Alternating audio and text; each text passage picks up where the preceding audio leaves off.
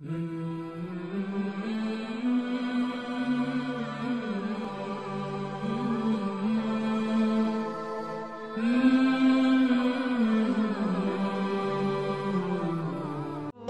পাপী মুমিন আছে যে তার পাপের কারণে জান্নাতে চলে যাবে, আর কত ইবাদত গুজার মুমিন আছে যে তার ইবাদতের কারণে জাহান্নামে চলে যাবে।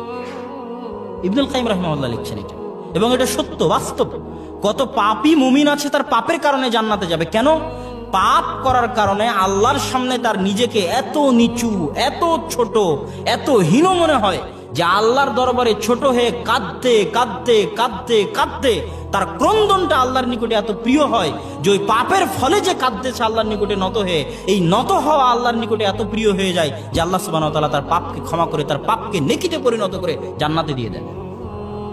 আর একজন যে ইবাদত করেছে, সহিহ আকীদায় চলে এসেছে, তার সহিহ আকীদা তার অন্তরে এমন অহংকার দিয়ে দিয়েছে যে একজনকে পাপ করতে দেখে তাকে সে ছোট মনে করে। এই তুমি এই কাজ করলে তো আল্লাহ তোমাকে ক্ষমাই করবে না, এটা করলে আল্লাহ তোমাকে মাফি করবে না।